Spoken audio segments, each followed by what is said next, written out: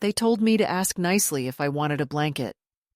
Those words still echo in my mind as if they were a slap, sharp and cold like the winter nights I had to endure afterward. It wasn't just the chill of the air that seeped into my bones, but the freezing indifference in my son's voice when he said it, standing there with his arms crossed, watching me as if I were some unwanted guest in his home rather than the mother who had raised him. I was 81 years old then, fragile and stiff from years of arthritis and a recent fall that had left me bruised and sore. I had come to live with them because I thought family meant care, that a son would be the first to protect and cherish his mother. Instead, I found myself begging for something as basic as warmth, something as simple as a blanket, like a child standing outside in the cold, hoping for a crumb of kindness that never came freely. I am now settled in a small cabin nestled deep in the woods of upstate Michigan, far from the city and the people who made me feel less than human. I live alone, but in this solitude, I have found a peace that eluded me for decades. The cabin is modest, with creaky floorboards and a wood stove that crackles and hums against the cold that sneaks in through the thin walls. Here, I am no longer the invisible burden I was in my son's house. Here, the fire is mine to tend, the heat my own to command.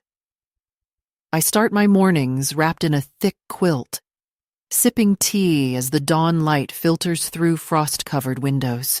But the journey to this quiet refuge was not born of choice, but of necessity. A slow unraveling of dignity and love that began with a single humiliating moment, a moment that changed everything. It happened during one of the coldest winters I had ever experienced. The snow piled high outside the windows, the wind howled like a wild beast clawing at the walls, and the heating system in my son's house was a silent enemy. I had been recovering from a fall, my bones aching, my hands trembling from the chill. One evening, I shivered under a thin blanket in the guest room they had reluctantly offered me, and I dared to ask my son for an extra blanket. The words that left his mouth still haunt me. If you're that cold, ask nicely for the blanket. He said it quickly, barely moving his lips as if the act of warmth were a privilege I hadn't earned and not a right I deserved. His wife smirked from the kitchen doorway, and the grandkids laughed, their eyes glinting with the cruelty only children learn from grown-ups. I asked, my voice small and careful, and when I finally got the blanket, I felt a hollow victory. It was a gift that came with a price, a reminder that I was not truly welcome, not truly cared for, but tolerated. That moment became the catalyst for everything that followed. The heat in my room was slowly diminished until it was almost non-existent. Vents were turned off, radiators left cold. The warmth was rationed as if I were some outsider whose comfort could be denied. Meals grew smaller, portions passed over without a word. Conversations stopped just before they could touch me. My presence was an inconvenience, a weight I could feel pressing down on my chest every time I entered the living room. They stopped asking if I wanted tea or needed anything. Their voices clipped and hurried whenever they addressed me. I was spoken about not to, as if I had become a ghost in my own family's home. The children avoided me, the smiles polite but forced, the glances quick and dismissive. Even the television, once a shared comfort, became a symbol of exclusion. I was not allowed to control the remote, not allowed to choose what we watched. I was a spectator to my own erasure.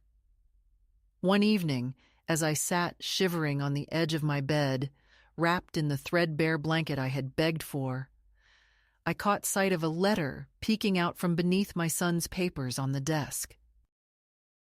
It was an insurance policy, the kind that names beneficiaries in case of death or incapacity. My name was absent. His was the only one printed. It was as if they were preparing for my disappearance, for the moment when I would no longer be a burden or a presence. The realization struck me with a coldness deeper than any winter night. They had already begun to write me out of the story of their lives. That night, with a heavy heart but a clear mind, I searched online and found a listing for a cabin. It was small, rustic, far from the reach of my son's control. The price was reasonable, the location remote but safe. I did not tell anyone of my plan. It was a secret born of desperation and hope. The days that followed were filled with quiet tensions. I asked my son again to turn the heat back on, my voice steady but firm. He replied, "We're trying to conserve energy. You're not the only one here." His words were not cruel, but they cut through me like ice. That same night, I found him in the living room, the heater on full blast, feet propped up on the coffee table, watching television with a content smile. I stood there, shivering, and he looked at me with a mixture of impatience and disdain. "Don't be dramatic," he said. The next morning, after they left for work and school, I took the living room's flat-screen television off the wall. I posted it for sale, cash only, and a buyer came that very afternoon. Selling the television was not an act of spite, but of reclaiming something that belonged to me, the firewood it could buy, the warmth it would provide in my own home. With the money, I purchased cords of seasoned firewood and arranged for a ride to the cabin. I packed my belongings carefully, my medications, a few cherished photographs, and the documents that proved I was more than just a guest in someone else's life. Before I left, I wrote a note for them. "I don't need to beg to be warm." Then I left, alone. No goodbyes, no explanations.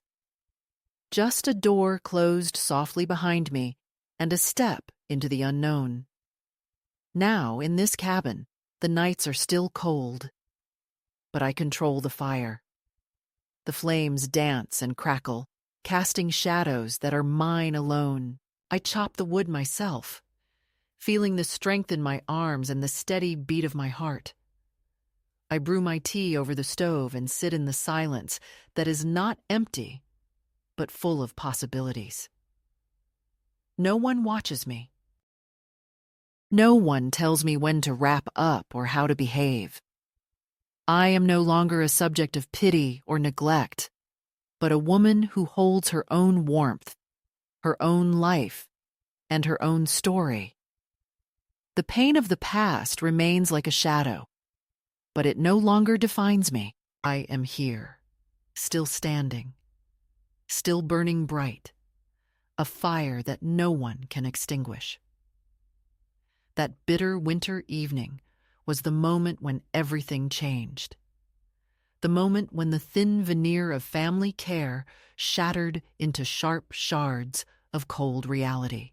I had been lying in the guest room, the single blanket they grudgingly gave me barely keeping the chill away, my body aching from a recent fall that had left me with bruises and a limp I tried to hide. The house around me buzzed with life.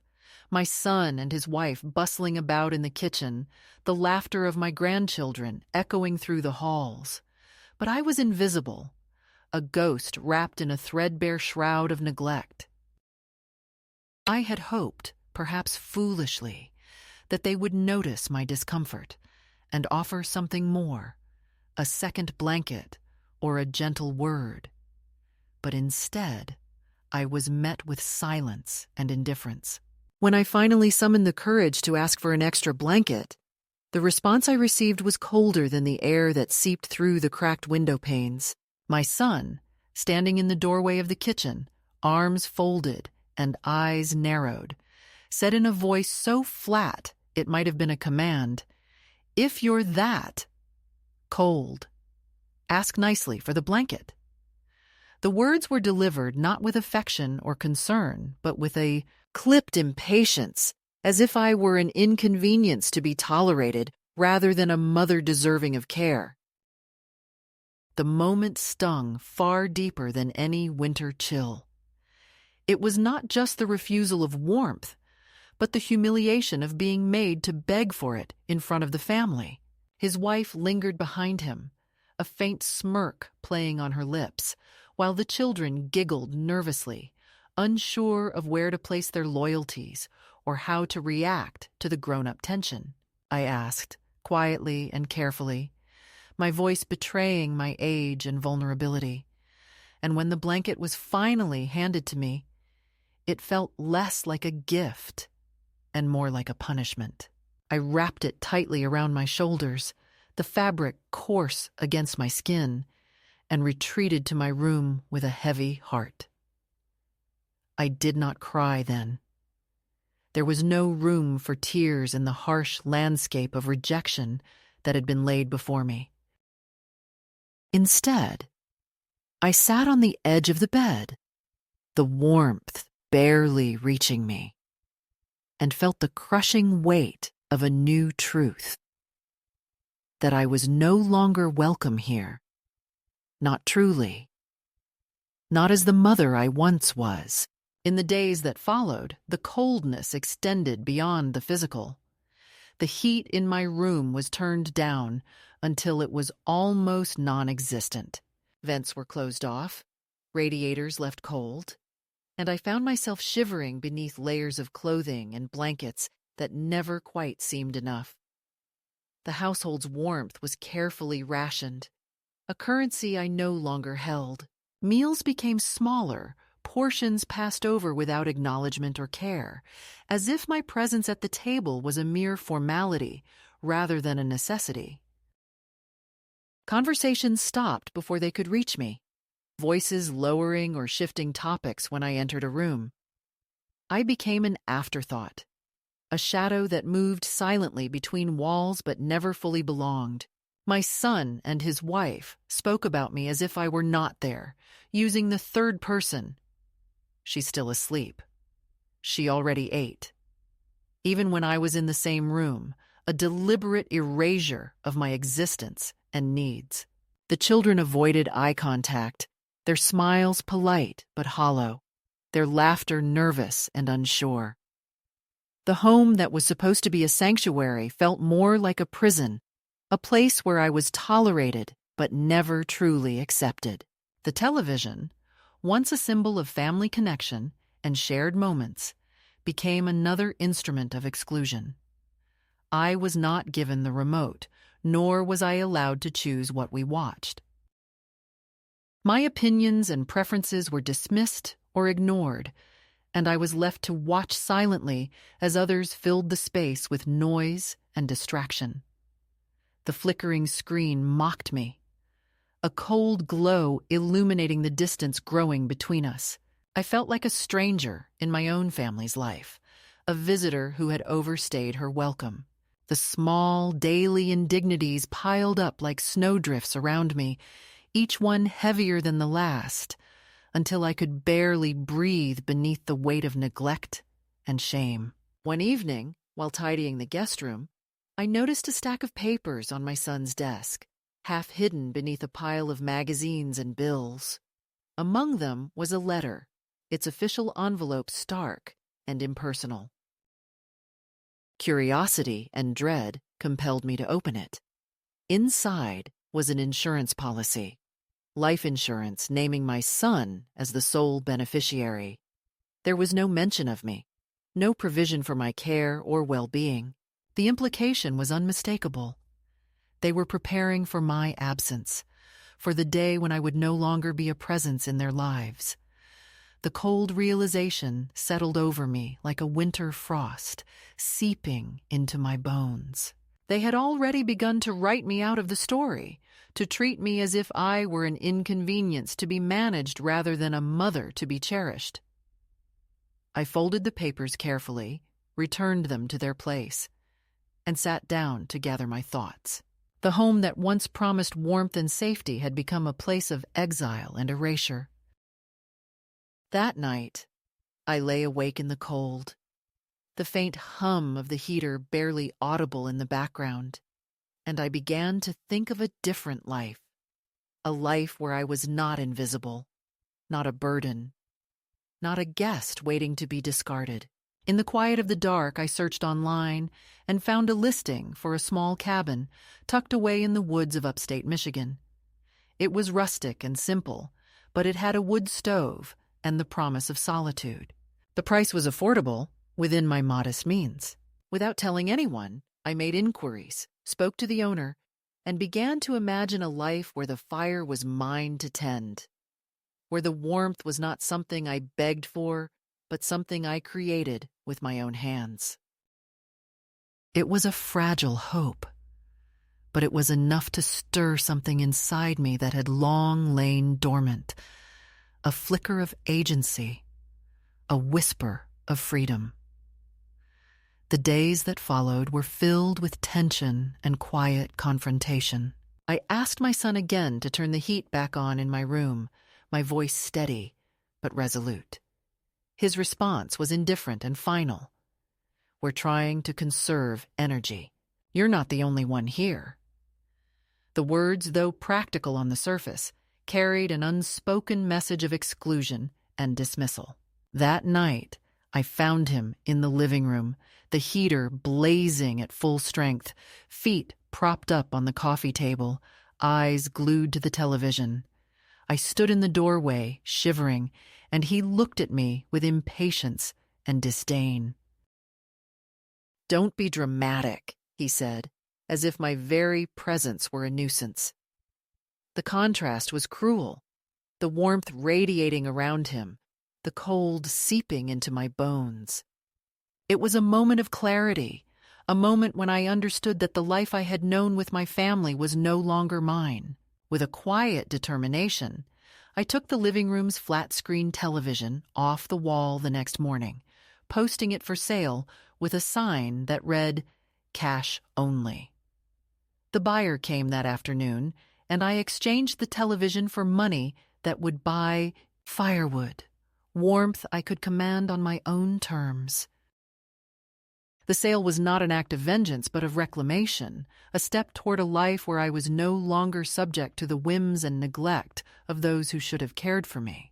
I packed my belongings, my medications, cherished photographs, important documents, and wrote a note before I left. "I don't need to beg to be warm." Then I stepped out into the cold, alone but resolute, closing the door softly behind me on the life that had become a prison.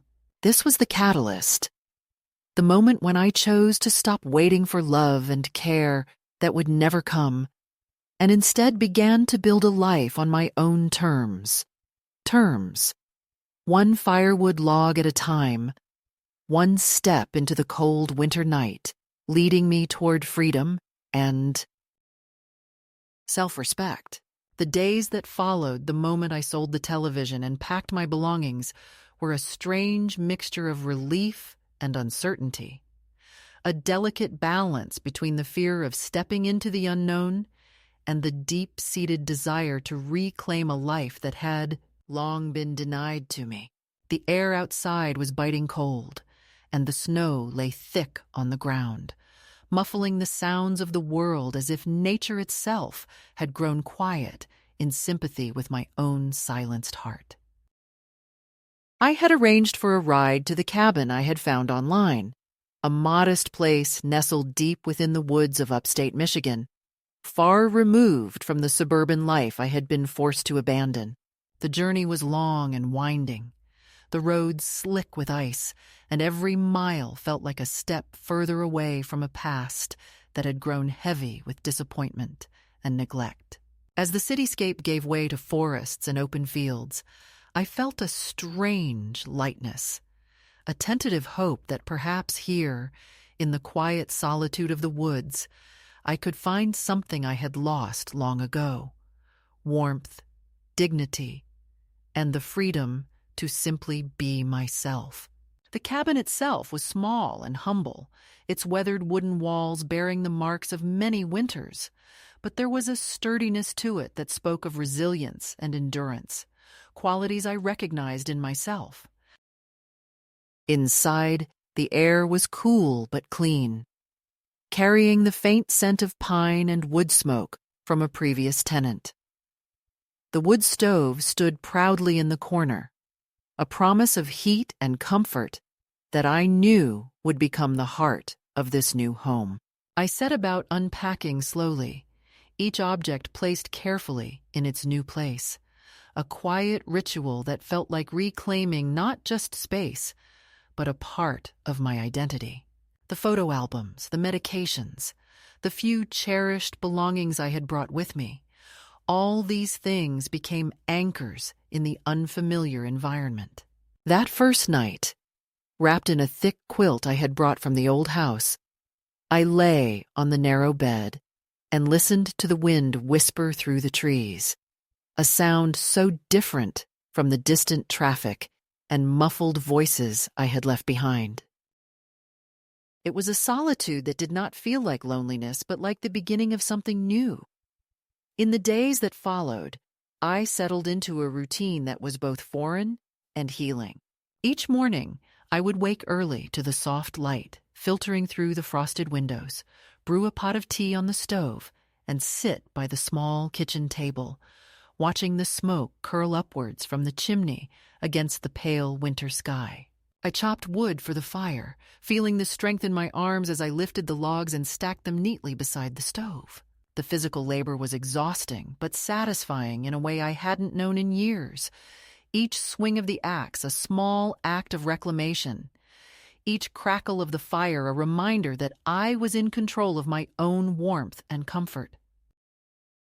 The silence of the woods was a balm to my weary soul, broken only by the occasional call of a bird or the soft crunch of snow beneath my boots as I ventured outside for walks along the winding trails near the cabin.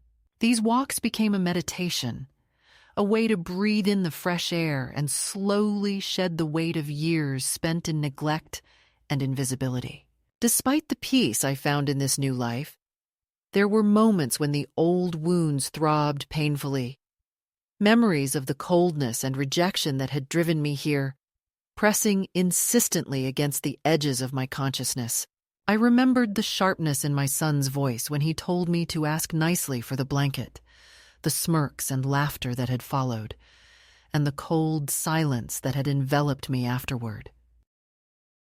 There were nights when the cold would seep through even the thickest layers of clothing and blankets, and I would sit close to the stove, hands stretched out toward the fire, feeling both the heat and the ache of loneliness. I was far from the warmth of family gatherings, the chatter of grandchildren, the comfort of familiar faces. Yet, in this distance, I found a strange kind of freedom, the freedom to grieve, to heal, and to rebuild without the constant reminders of my past invisibility. Slowly, I began to reach out to the small community nearby, a scattering of cabins and homes nestled among the trees. One afternoon, while taking a walk along a snowy lane, I met a woman named Joyce, a widow who lived in a nearby house with her old cat and a garden that seemed to thrive despite the harsh winters. Joyce was gruff but kind, a woman who spoke little but listened well. She welcomed me with a pot of hot soup and a warm smile, a rare gesture that felt like a bridge across the loneliness. We began to share quiet conversations over cups of tea, talking about the changing seasons, the birds that visited her feeders, and the challenges of living in the woods. Joyce did not ask about my past or my son. She simply accepted me as I was, a presence in the cold, a fellow traveler through the winters of life. Her friendship was a lifeline, a reminder that even in isolation, connection was possible. The arrival of my first paycheck from a part-time job at a small cafe in town was a moment of quiet triumph.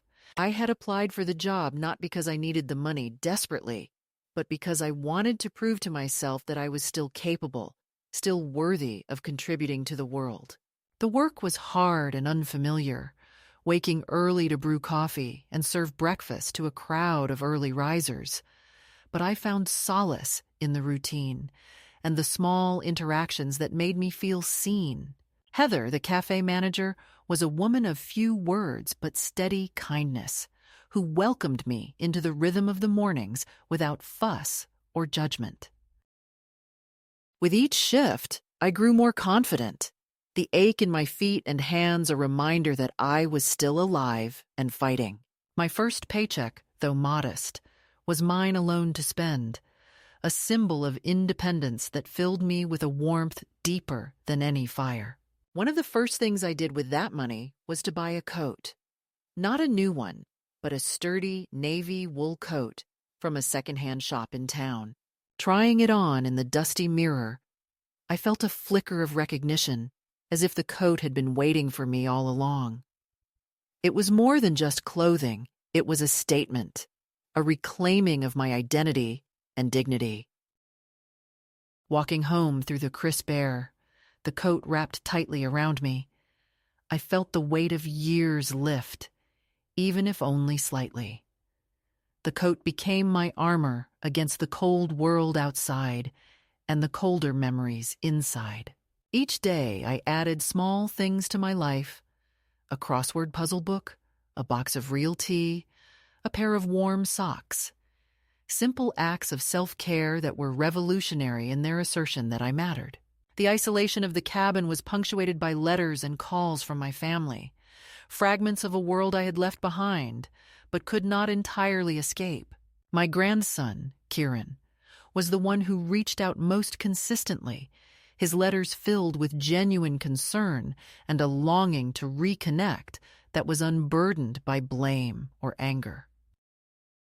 His voice on the phone was tentative but warm, a bridge between the past and the future.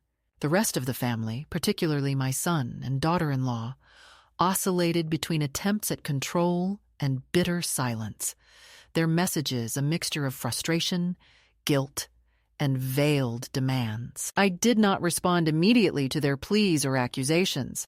Instead, I held on to the quiet strength I was building, knowing that my journey was not about reconciliation, but about rediscovery.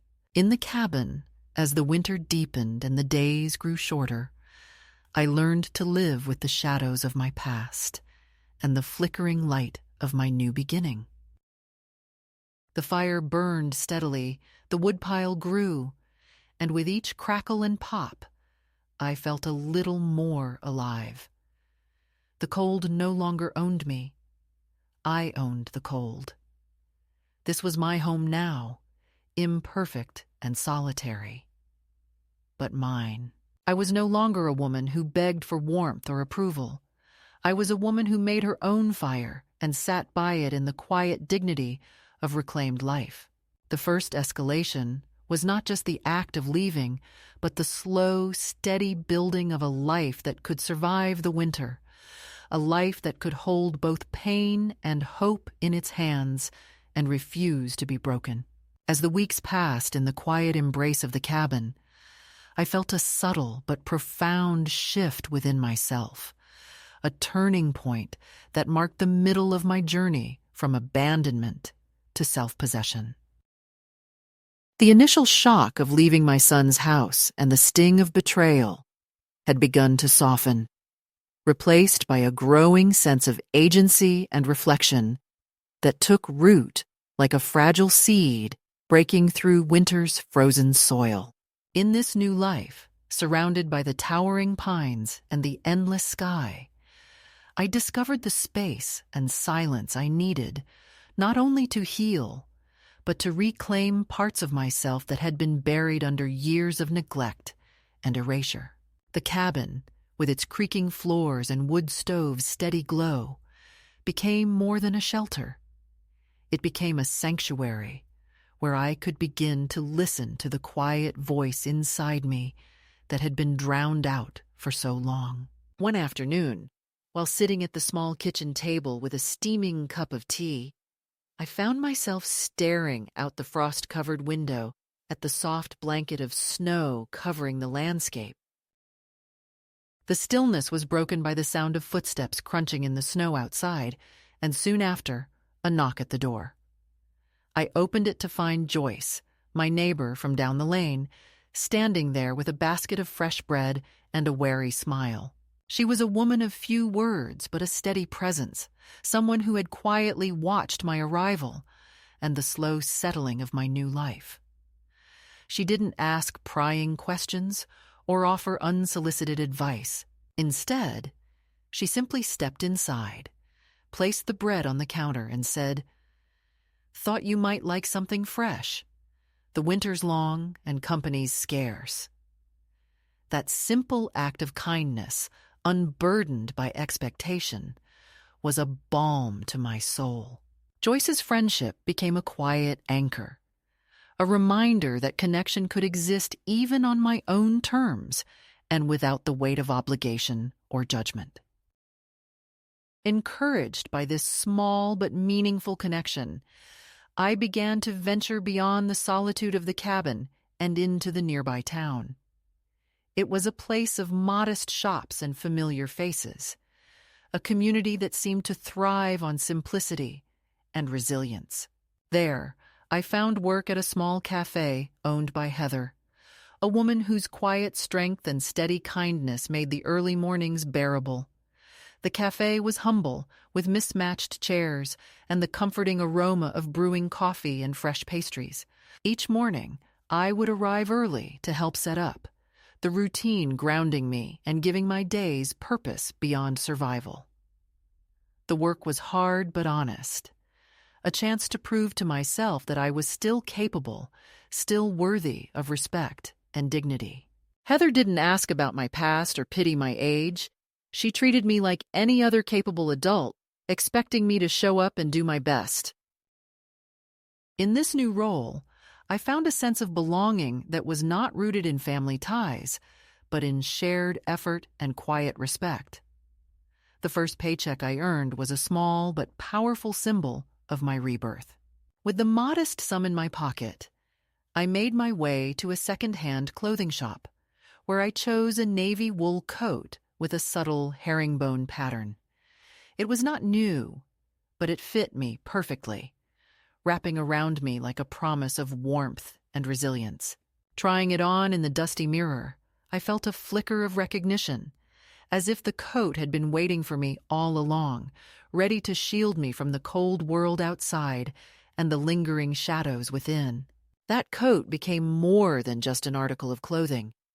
It was a statement, a reclaiming of identity and dignity. Each time I slipped it on, I felt a little stronger, a little more myself. The simple acts of buying a coat, choosing real tea instead of the dusty bags I had brought from the old house, and carrying a crossword puzzle book in my pocket, became rituals of self-care and rebellion against the invisibility I had endured. In the quiet moments between work and solitude, I began to write letters. Not to my family who had cast me aside, but to myself. These letters were raw and honest, a dialogue with the woman I had been and the woman I was becoming. I acknowledged the pain of rejection and betrayal, the humiliation of begging for a blanket, and the loneliness of being erased from the lives I had once nurtured. But I also celebrated the small victories, the fire I tended, the friendships I nurtured, the independence I reclaimed. Writing these letters was an act of healing and affirmation, a way to hold on to my own story and rewrite it in my own words. It was a slow process, filled with doubts and tears, but each word laid a brick in the foundation of my new life. The midpoint of my journey was marked not by a grand event or dramatic confrontation, but by this quiet turning inward and outward, a reclaiming of agency and a commitment to myself. I was no longer waiting for my son or anyone else to recognize my worth or offer me warmth. Instead, I was learning to provide those things for myself, to build a life that was whole and true to who I was, even if it was different from what I had once known. The pain of exclusion still lingered, but it no longer defined me. In the silence of the woods and the steady glow of the fire, I found a new kind of strength. A strength born not of dependence, but of resilience. Not of being seen by others, but of seeing myself. This shift was not without its challenges. There were days when the cold seeped through the cabin walls and into my bones, when loneliness pressed heavy on my chest, and the memories of my son's harsh words and indifferent gaze threatened to overwhelm me. But even in those moments, I held on to the flicker of hope that had brought me here. The belief that I could build a life where warmth was not a gift to be begged for, but a fire to be nurtured within. I began to envision a future where I was no longer a shadow in someone else's home, but the author of my own story, the keeper of my own fire. The midpoint was a quiet revolution, a turning away from the past and a turning toward the possibilities of the present and future. It was the moment I stopped waiting for permission to be warm, to be loved, to be seen, and started giving those things to myself. In the glow of the wood stove and the company of new friendships, I found the courage to step fully into the life I had chosen, imperfect and solitary, but real and mine. This was the heart of my transformation, the moment when survival became living and the ember of hope blossomed into a steady flame. The weeks that followed my departure from my son's house were filled with a fragile sense of peace and burgeoning independence.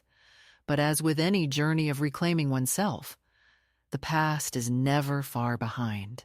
The quiet life I had begun in the cabin was not immune to disruption, and the second escalation, the return of the past in a more direct and pressing form, arrived unexpectedly, testing the strength I had spent so long building. It came in the form of letters, phone calls, and ultimately, a visit that shattered the calm I had cultivated, forcing me to confront the tangled emotions and unresolved ties that still bound me to the family I had left. My grandson Kieran was the first to reach out after I left. His letters arrived with a regularity that was both comforting and heartbreaking, filled with genuine concern and a longing for connection that had nothing to do with the conflicts between the adults in our lives. He was the only one who seemed to see me, not as a burden or an afterthought, but as a person who mattered. His handwriting was careful and deliberate, and his words were soft and kind, asking how I was and telling me about his life without judgment or blame. Reading his letters, I felt a warmth that the cabin's wood stove could not provide, a fragile bridge back to the world I had left behind. Yet, even as I treasured these letters, I was cautious. The wounds from my son's rejection were still raw, and I was not ready to reopen that door fully. So I kept my replies brief, choosing when and how to respond on my own terms. In contrast to Kieran's gentle outreach, the messages from my son and daughter-in-law were fraught with tension and unspoken demands. They oscillated between feigned concern and veiled accusations, their words heavy with frustration and control. I received letters filled with guilt-tripping statements about how my disappearance had disrupted family plans, how Lisa cried every night, how the children were confused and hurt by my absence. None of these letters acknowledged the moments of humiliation and neglect that had driven me away. Instead, they painted me as the source of pain, the unreasonable one who had chosen abandonment over love. Their voices echoed with the tired refrain of control masquerading as care, and I refused to engage in their narratives.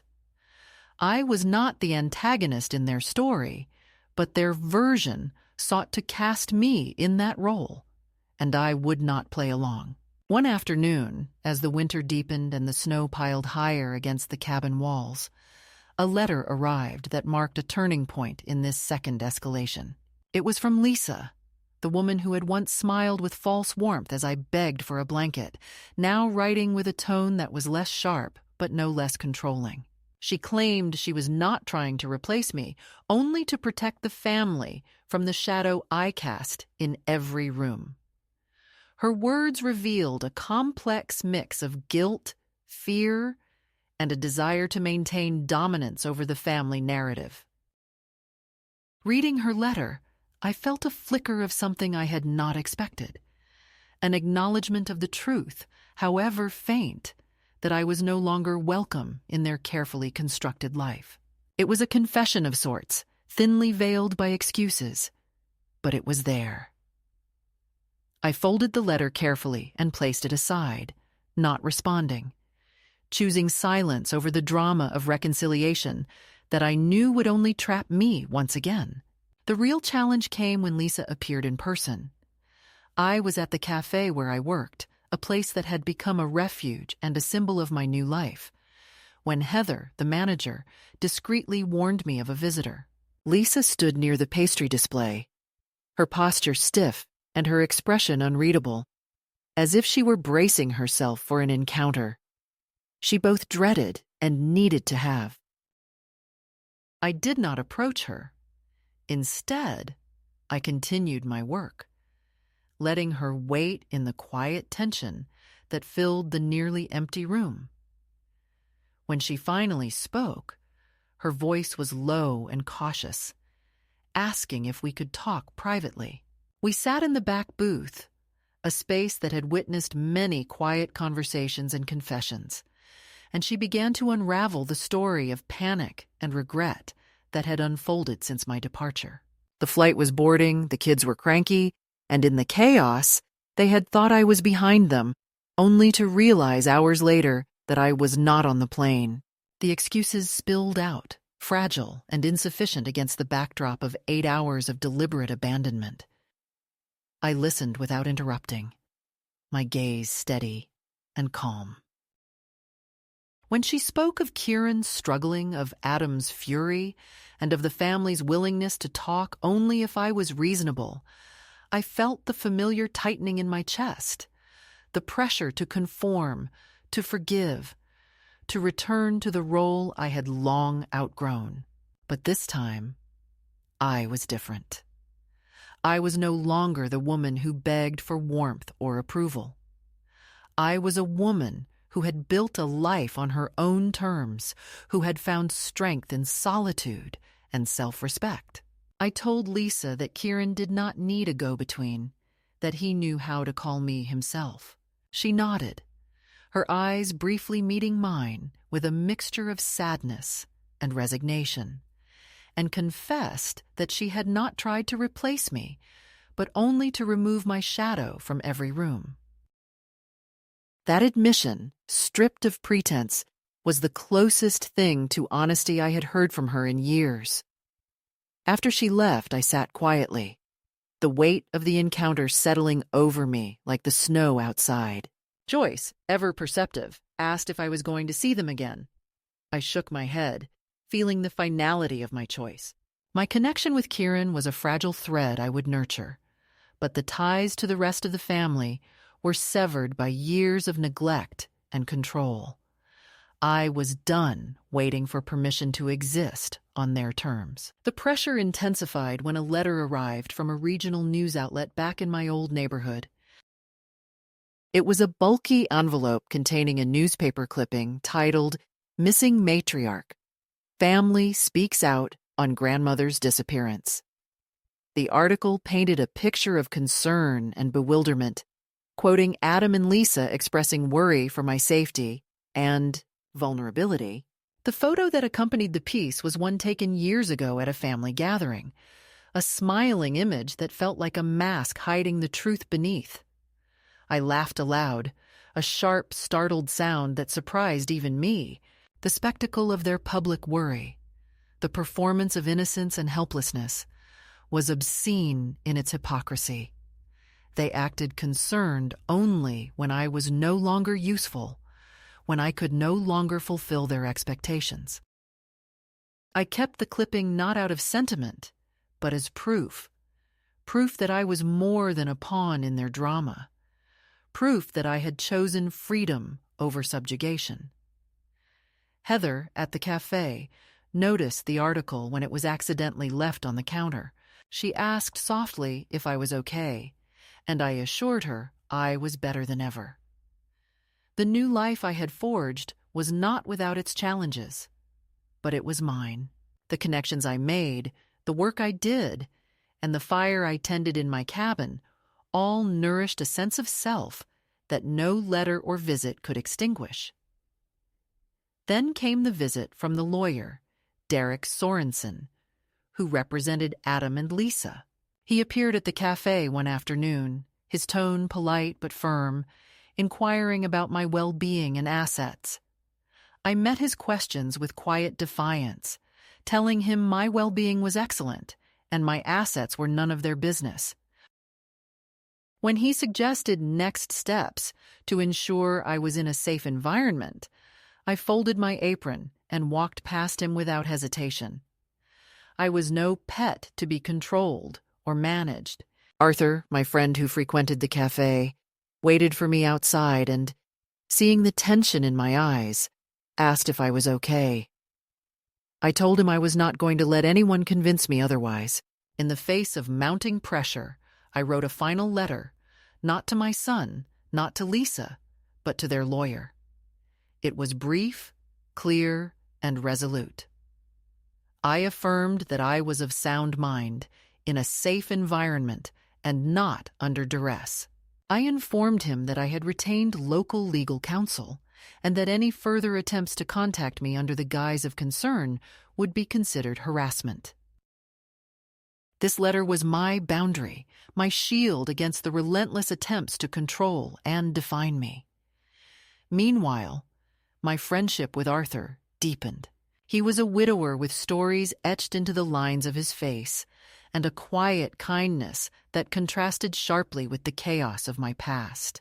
We shared moments over cups of tea, conversations about birds and the small wonders of life, and the unspoken understanding that comes with shared experience and mutual respect. Arthur never pressed me about my past or my family. He simply offered companionship without conditions, a presence that was steady and reassuring. Joyce remained my steadfast ally, her presence a constant in the shifting landscape of my new life. Together, we navigated the seasons, the small joys and challenges of living apart from the world I had left behind. She never asked for explanations or apologies, only offering a glass of wine and a shared silence that spoke volumes. The second escalation was not just a return of the past, but a test of my resolve. It forced me to confront old wounds, to face the lingering ties that bound me to a family that had rejected me. But it also affirmed the strength I had found in choosing myself, in building a life that was true to who I was rather than who others expected me to be. I was no longer a shadow or a burden. I was a woman who had reclaimed her dignity and her story. In the quiet aftermath of this escalation, I sat by the fire in my cabin, the flames flickering like the steady beat of my heart. The cold outside was relentless, but inside I was warm with the knowledge that I had chosen freedom over submission, that I had made my own fire and was tending it with care and courage. This was not the end of my journey, but it was a milestone, a moment of clarity and strength that would carry me forward into whatever came next. The moment I sent the letters, the ones I had been drafting quietly in the sanctuary of my cabin, felt like releasing a held breath I didn't know I was keeping. The first was addressed to Lisa, the woman who had so coldly witnessed my humiliation and carried it on her shoulders as if it were some sort of shield for the family's fragile facade. My words were measured, sharp but calm, 3 simple lines that carried the weight of years of pain and finality. I know what you did. I know what you didn't say. I'm not angry. I'm not coming back. Take care of your own life now. I signed it with a steady hand and sealed it with a stamp that bore the image of a finch, a small bird that sings even in the coldest seasons. It was not a letter of forgiveness, nor was it a plea for reconciliation. It was a declaration of independence, a line drawn in the snow that I would not cross again.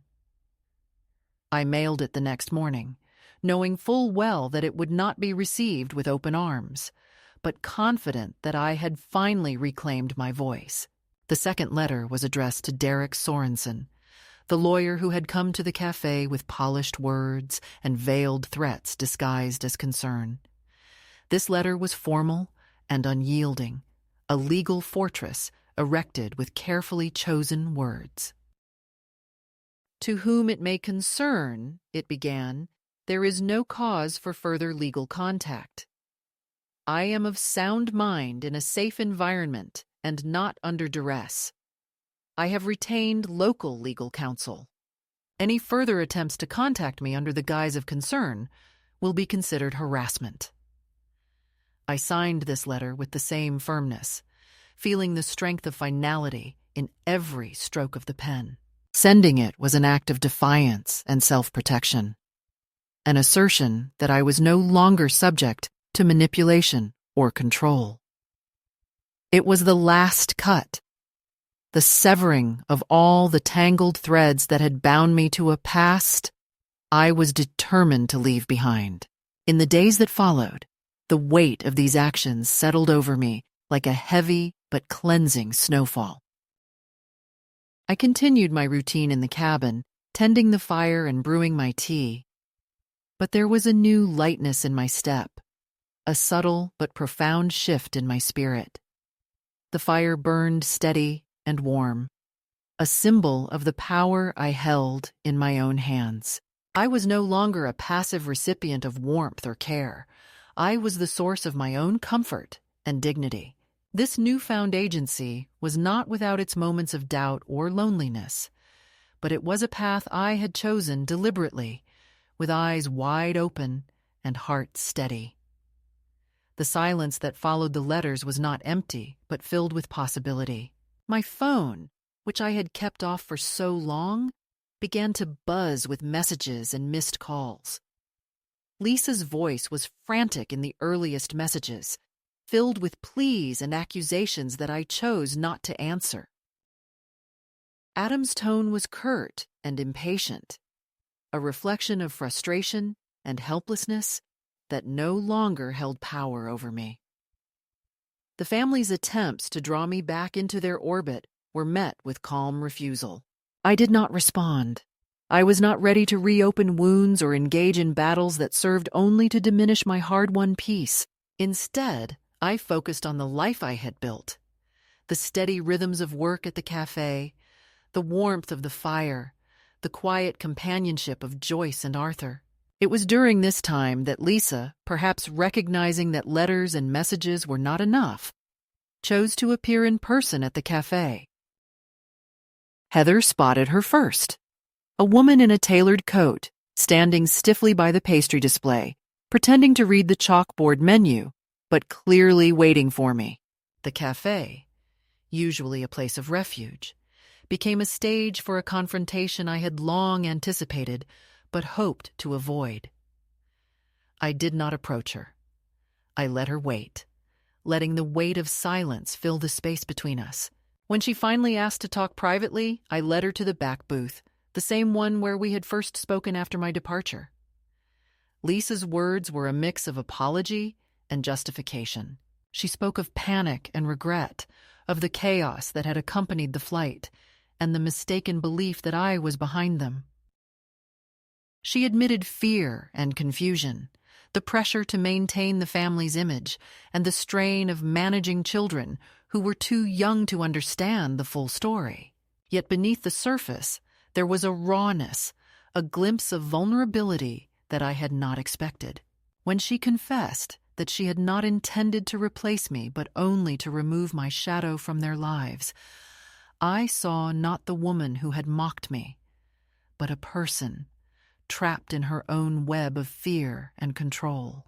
I told her that I was not her shadow, that I was my own person who had finally remembered how to be myself. The words hung in the air, heavy and true, and she left without finishing her coffee, the silence between us speaking volumes. That night, sitting by the fire in my cabin, I reflected on the journey that had brought me here. The betrayal, the humiliation, the slow and steady rebuilding of my life. The letters I had sent were not just messages to others. They were declarations to myself, affirmations of worth and boundaries that I would no longer allow to be crossed. I was no longer waiting for permission to be warm, to be seen, to be loved. I had taken those gifts into my own hands, kindling a fire that no one else could extinguish. The final cut came quietly, but with undeniable power. It was not a dramatic confrontation or a fiery speech, but the steady, unyielding assertion of my right to exist on my own terms. I was done waiting for others to recognize my value. I was done begging for warmth or approval. I was a woman who had made her own fire, who tended it with care and courage, and who would not be moved. In the weeks that followed, life settled into a new rhythm. I continued to work at the cafe, the familiar routine grounding me and connecting me to the world beyond the woods. Heather and I shared quiet moments of companionship, and Arthur's visits brought a steady warmth that complemented the fire in my stove. Joyce remained a steadfast presence, her friendship a balm for the lingering ache of isolation. Together, we navigated the changing seasons, finding joy in small pleasures and strength in shared silence. The phone calls and letters from my family became less frequent, their urgency fading into a resigned acceptance that I was not returning. I held on to my connection with Kieran, nurturing that fragile thread with care and hope. Our conversations were simple, but meaningful, a reminder that some bonds could survive even the deepest fractures. One evening, as the fire crackled and the wind whispered through the trees, I penned a final letter, not to my family, not to the lawyer, but to myself. It was a letter of love and affirmation, a reminder of the journey I had undertaken and the woman I had become. "Dear me," I wrote, "you waited so long for someone to save you.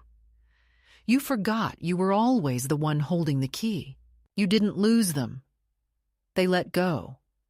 And you finally let go back. Look at the life that opened. Well done." I tucked the letter inside the drawer of my dresser, a secret talisman to revisit when doubt crept in, or the shadows of the past grew long. This moment of culmination was not an ending, but a beginning. A turning point where I stepped fully into the life I had chosen, free from the chains of the past and empowered by the fire I tended within. It was a victory born not of vengeance or anger, but of quiet strength and unwavering self-respect.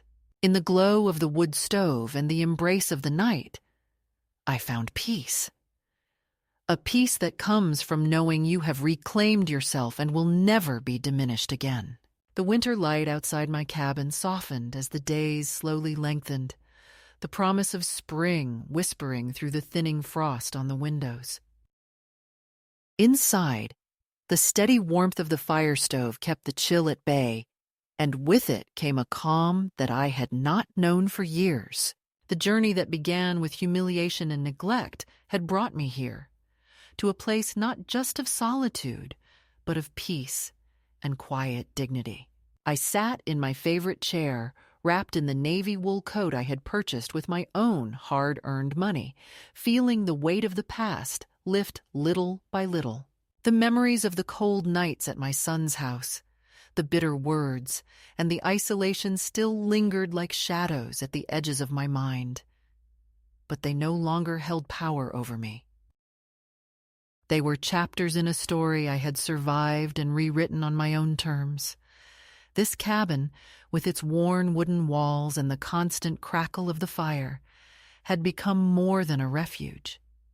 It was a testament to resilience and the reclaiming of self. Each log I chopped and stacked was a step toward freedom. Each cup of tea brewed on the stove a small act of self-care and defiance against the years of invisibility I had endured. I had learned to listen to the quiet voice inside me that spoke of strength and worth, a voice that no longer trembled with fear or begged for recognition. I was whole in my solitude, connected to the rhythms of the natural world and the steady heartbeat of my own courage. The relationships I nurtured in this new life, Joyce's steadfast friendship, Arthur's quiet companionship, and the tentative but precious connection with my grandson Kieran, were threads of light that wove through the fabric of my days. They reminded me that while I had left behind a family that had rejected me, I had not left behind all possibility for connection and love. These bonds, free from control and expectation, nourished my spirit and kept the loneliness at bay. They were proof that even after betrayal, there was room for kindness and understanding in the world. I often thought of the letter I had written to myself, tucked away in the drawer, a talisman of affirmation and hope. I would sometimes read it aloud by the fire, letting the words settle deep within me. You waited so long for someone to save you. You forgot you were always the one holding the key. You didn't lose them. They let go. And you finally let go back. Look at the life that opened. Well done. Those words were not just a reminder of what I had endured, but a celebration of what I had become.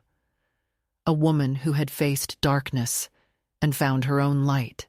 Looking back, I understood that the pain I had suffered was a harsh but necessary passage, a crucible that forged a new kind of strength within me. The cold nights when I begged for a blanket had been the beginning of a long journey through rejection, invisibility, and erasure. But they were also the catalyst for a transformation that led me to a life where I no longer needed to ask for warmth or permission to exist. I had learned that true warmth comes from within, from the fire we kindle in our own hearts and tend with care and courage. To any woman who finds herself invisible, humiliated, or forgotten in the places where she once expected love, I say this: you are not alone, and you are not powerless. The path out of that cold darkness is hard and often lonely, but it is there. There is a fire inside you waiting to be lit, a strength waiting to be claimed. You do not have to wait for others to grant you warmth or dignity. You can take it for yourself. Leave the places that make you beg for what should be given freely. Find your own firewood, your own shelter, your own voice. Tend your fire and let it light the way forward. As the seasons turn and the snow melts into the soil, I sit by my fire and watch the flames dance, knowing that I have reclaimed not just a place to live, but a life worth living. I am no longer the woman who begged for a blanket. I am the woman who sold a television to buy firewood and walked away from a house that made her cold. And in that act, I found my warmth, my dignity, and my peace. This is not the end of my story, but a new beginning, one written with strength and quiet joy, a life lived fully on my own terms. The fire in my stove burns steady and bright, a constant reminder that even in the deepest cold, there is always a way to find warmth again.